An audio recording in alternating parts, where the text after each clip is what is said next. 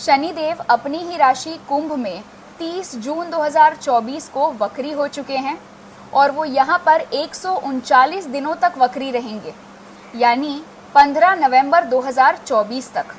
इसका एक वीडियो मैंने आपको पहले दिया है जहाँ पर मैंने आपको कुछ जानकारियाँ दी हैं।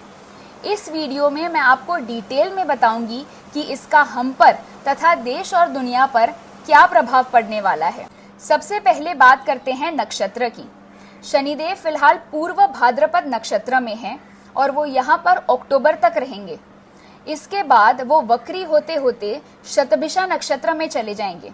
तो अक्टूबर से लेकर नवंबर तक का जो एक महीने का समय होगा उसमें वो शतभिषा नक्षत्र में होंगे।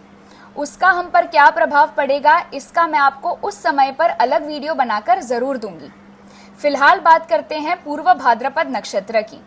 हमारे हिंदू पंचांग के अनुसार पूर्व भाद्रपद नक्षत्र का गुण होता है मृत्युदायी, और जब शनिदेव इस नक्षत्र में आते हैं तो वो प्रजा को मृत्यु तुल्य कष्ट देते हैं। इसका ये अर्थ बिल्कुल भी नहीं है कि सभी को मृत्यु तुल्य कष्ट होगा, क्योंकि आपकी कुंडली पर आधार रखता है कि शनिदेव किस स्थिति में है और आपकी कौन सी दशा चल रही है।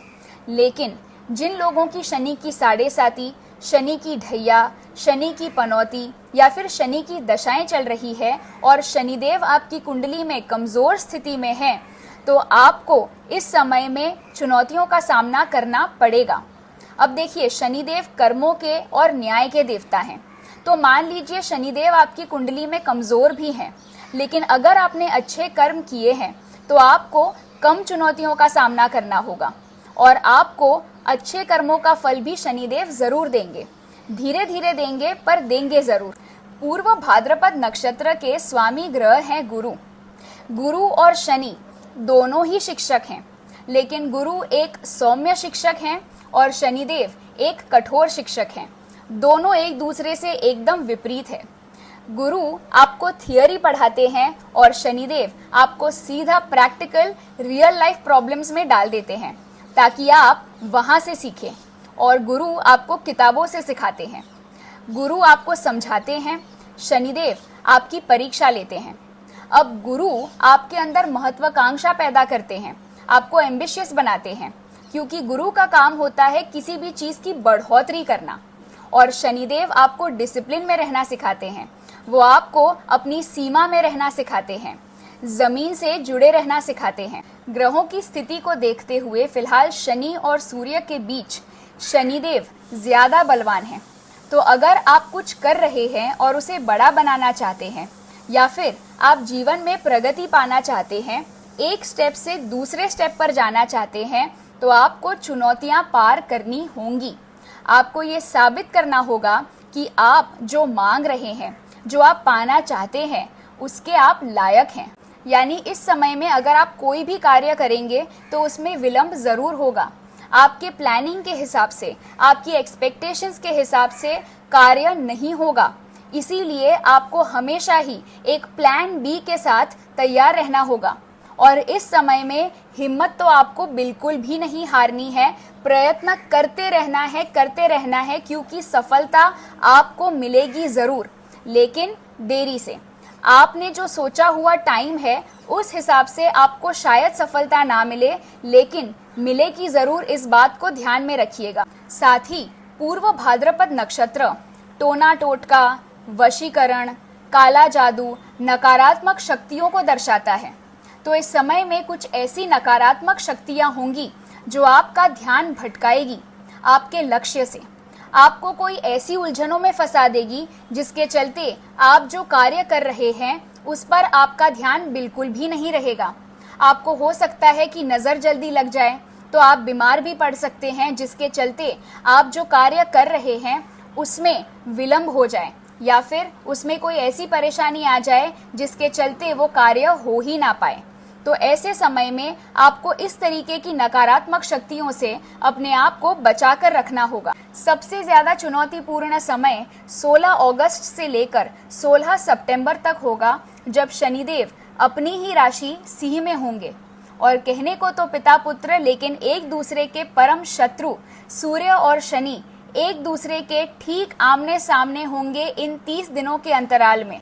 अगस्त के मध्य भाग से गवर्नमेंट के लिए बहुत ही ज़्यादा कठिन समय शुरू होने वाला है और ख़ास तौर से जो लोग पॉलिटिक्स के क्षेत्र से जुड़े हुए हैं उन्हें तो हद से ज़्यादा कठिनाइयों का सामना करना पड़ेगा, क्योंकि 2 अक्टूबर 2024 को सूर्य ग्रहण भी है और ग्रहण का प्रभाव 15 दिन पहले से शुरू हो जाता है। हमारे भारत के प्रधानमंत्री नरेंद्र मोदी जी की भी शनि की ढैया चल रही है, इसीलिए उन्हें चुनौतियों का सामना करना होगा, लेकिन उन्हें विजय प्राप्त जरूर होगी।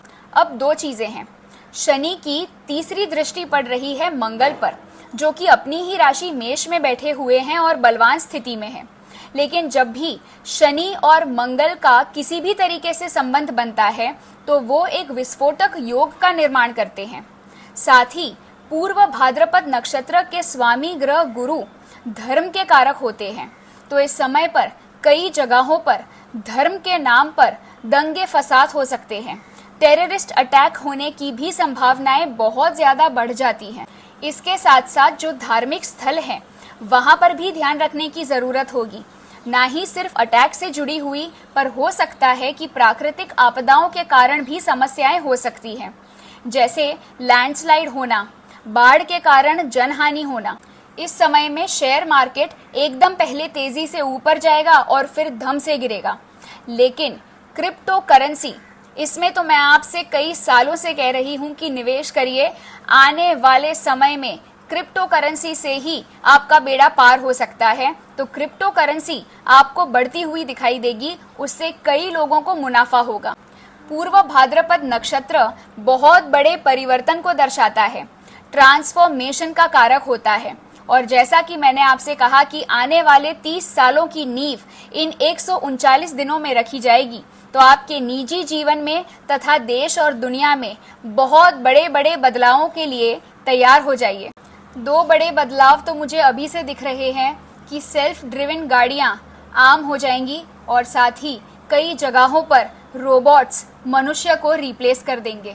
हवाई एयर ट्रैवल के क्षेत्र में भी बहुत सारी नई चीजें आ जाएंगी, बहुत सारे नए आविष्कार, बहुत सारे नए रूल्स आ जाएंगे।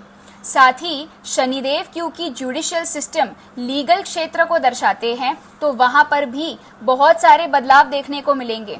साथ ही कुछ ऐसे नियम लागू होंगे जिनके बारे में आपने और मैंने कभी सोचा भी नहीं होगा, जिन्हें लागू करना बहुत मुश्किल था, वैसे नियम अब लागू हो जाएंगे। तो इस समय में बदलावों से डरिएगा मत। जो कुछ भी हो रहा है वो आपके भले के लिए ही हो रहा है। शनिदेव आपको कुछ सिखाने की कोशिश कर रहे हैं, उसे जितना जल्दी हो सके उतना जल्दी सीखिएगा, नहीं तो आपको फटके पड़ते रहेंगे। और ये याद रखिएगा कि भगवान की इच्छा, भगवान की योजना आपकी योजनाओं से कई गुना बढ़कर है। और साथ ही आने वाले 30 सालों में क्या क्या होने वाला है इसका इंतजार करते हैं। आप बस अपने लक्ष्य की तरफ अपना ध्यान केंद्रित करके आगे बढ़ते रहिए, प्रयास करना छोड़िएगा मत। अब मैं चलती हूँ, आपसे दोबारा मिलूंगी, तब तक अपना ध्यान रखिए और मुस्कुराते रहिए। वीडियो देखने के लिए बहुत बहुत धन्यवाद।